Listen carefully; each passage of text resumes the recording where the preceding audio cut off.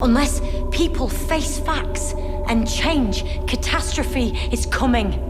Hello interwebs! So for today's video, I just wanted to do a brief discussion on a topic that's been cropping up more and more throughout the past few years, but one that I just really wanted to dig deep into because there was a couple events this week that just really irked me and annoyed me the way people were discussing it, and that's the question of, should science fiction be preachy? Should it have a political message or agenda or something like that? And this has honestly been an ongoing discussion for a really long time and is not something that's new, but it really came to the fore this past week for me because of two reasons. One, Doctor Who's episode Orphan 55, which ended on this big speech from the Doctor that was very much talking about climate change and very much trying to say, like, look, you need to pay attention about climate change, people. It's a big important thing that we need to talk about, and that is very true.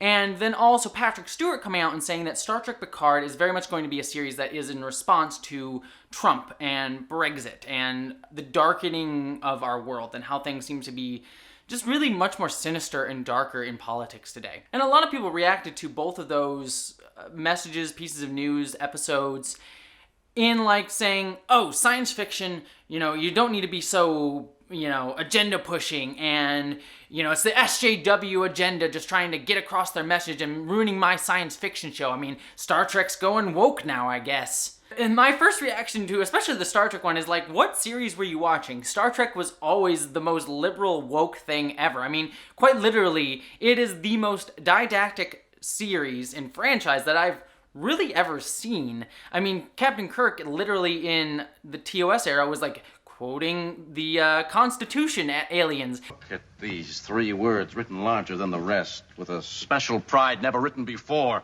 or since. Tall words proudly saying, "We the people." And that's been like a hallmark throughout all of Star Trek.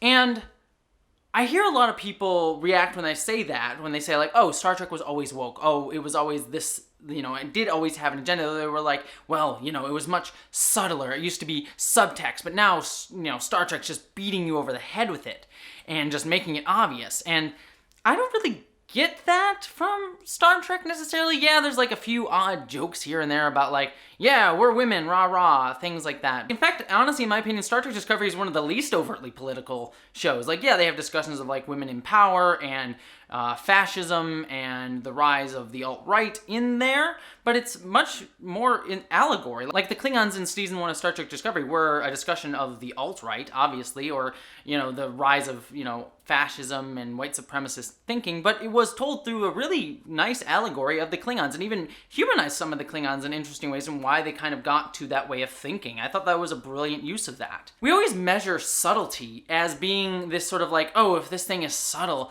then that means it's good. But subtlety is not necessarily the best qualifier of if something is good. In fact, like, part of the reason that I love Star Trek so much was it was so unsubtle, it was so beat you over the head with it. Yeah, it was telling it in a way that was through allegory so we could relate to it more, to kind of not put our prejudices onto it as obviously like, oh, we're talking about aliens here, so we can kind of make the allegory about gay rights and kind of tell it without being like, talking about this express politics of like, I don't know, Nixon or Reagan or whatever going on at the time. But it was very clear what it was saying. Like, when I watched the episode of The Outcast of The Next Generation, I'm not, like, suddenly shocked that it's a gay rights episode. It was very clear throughout the whole thing. It just was told in allegory, but it's not subtle. So this idea of, like, subtlety being the best qualifier, like, I don't think television necessarily needs to be this David Lynchian puzzle box that we need to figure out to be like, what's the message here? It's like, no, I'm fine with it being very overt and trying to tell me a fable, a story, a parable, like from the Bible, for example. Parables from the Bible were very clear in what their messages were. And I feel like when people say that they want something to be subtler or they don't want it to be in their face or whatever, and they don't want to have to equate it to their politics today, is that they don't want to be challenged. And that's kind of really frustrating because Star Trek should challenge us. I'm not saying that Star Trek always needs to agree with my views. In fact, there are times where I take Star Trek to task in many of my videos, criticizing it, saying it got things wrong. That's challenging me, and I want my science fiction to challenge me, to make me think. If I just wanted to sit back and just not think about something, then I would, watch a silly comedy or whatever. But I watch Star Trek to be challenged. I watch Star Trek to to have new ideas placed in my head and to think about them. And part of that is not necessarily being subtle about it, or to have a clear message of what you want to say. And I think the only time where things can be too overly didactic is like in Orphan 55 of Doctor Who. The problem with Orphan 55 of Doctor Who is not that it had an overtly climate change political message. Not that climate change shouldn't be a political thing, but we've made it that way. That's a whole different discussion. But the problem with that episode wasn't that it was trying to be obvious. I think it actually said its message really well, despite some of the flaws in the writing of that episode in terms of the plot. But it was very clear that the message was like, oh, Earth has been destroyed because of how we treat it via climate change. Like, we don't treat Earth well, Earth gets destroyed. And the problem that I had with the message at the end that I wasn't really clear about in my review of the episode was the fact that it was just so, put it in Star Trek terms, bonk bonk on the head. I got the message. I didn't need the Doctor to just tell it to me. Because it was clear at the end of that episode that the Doctor was just speaking to the audience at that point. Like, sure, she was speaking to the companions. It was very clear, like, this was her speech to the audience. And just telling me the message that I already had gotten throughout the rest of the episode. Like, I wasn't surprised or unclear about what they were saying. So just to reiterate it to me just felt demeaning. So it's not that I didn't want to be challenged or I thought that the message was wrong or unsubtle in the episode itself. I don't like to be talked down to like I'm stupid. But to be fair, climate change sometimes needs people to be like, yeah, we need to frickin' do this. This is important. So maybe there's something to be said about the very, very didactic way that episode was delivered. But that's the only time that I really kind of have, like, it irks me when it just feels like it's talking down to me. But I have no problem with the Doctor speechifying at someone. It's part of why I love Star Trek so much, and it's part of why I love Doctor Who so much, when the Doctor steps up and says, like, this is the right thing to do for these reasons. It's just, when it happens, it's usually not like speaking to me, the audience. It's like speaking to a villain or a character that needs to learn these things. And then I kind of learn or get the message through that, instead of just being like kind of spoken down to that they did in that episode of Doctor Who. But again, I had no problem with the message, and maybe there is some merit to the way that they did it. It's you know, writing is hard, writing is difficult. It's all about testing and seeing what things are new. Maybe sometimes being really, really like, hey, pay attention is the right way to go with your message in writing. I don't think it worked for me for Orphan 55. I think for a lot of people it didn't work for them in Orphan 55. But I don't think the problem of Orphan 55 was that it had a message to say. All science fiction should have a message to say. And, you know, sometimes it works in a more subtle way. Sometimes it works in a much more obvious didactic way.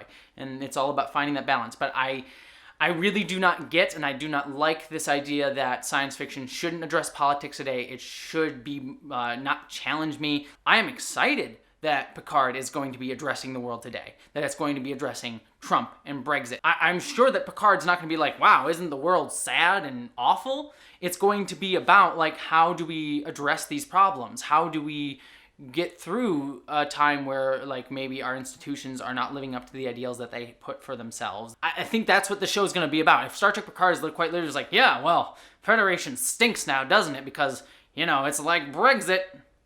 If that's all they have to say, well then of course I'm going to hate it. But I don't think that that's what they're going to do. I'd be shocked if that's all that show had to say.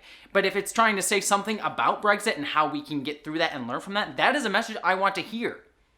I want that message to be very clear. I need that message right now. Like, how do we deal with the Trump administration? You know, I'm going to be overtly political here. Like I've said before, I hate the Trump administration. I think it's doing horrible things to our country and to, you know, LGBT community specifically, because I'm part of that community and many other areas. You know, I need the message to be like, how do we work through that as a culture, as a people? That's what I want my science fiction to do for me. But I'd like to hear your thoughts down in the comments below. It might get a little bit dicey down there, so be careful, but I truly would. If you disagree with me, I'd love to hear your thoughts as well. Like I said, just always be respectful and kind and caring. That's all I ask in my comments. Please always feel free to disagree with me. I would love to hear it. I would love to read it. Just be respectful to myself and others in the comments, especially others in the comments. That's where it really crosses my line. I don't like it when other people get insulted. With that disclaimer on it, I would really love to hear your thoughts in the comments below, and I'll try to get to them and read them. And don't forget to subscribe to this channel, and don't worry, my Star Trek Picard review is coming up very soon. I'm super, super pumped for that. It's gonna be fun. And also, if you want to help make these videos even better, don't forget to give my Patreon. But regardless of if you subscribe or give to my Patreon, I'm just glad that you stopped by, and I hope that you, as always, live long and prosper. And special thanks to my commander level and above Patreons, Stefan Schuhart, Michael McGee, Boyd Earl, Law Lindley, Wellington Marcus, Munir Amlani, BBD, and Mari Nekar.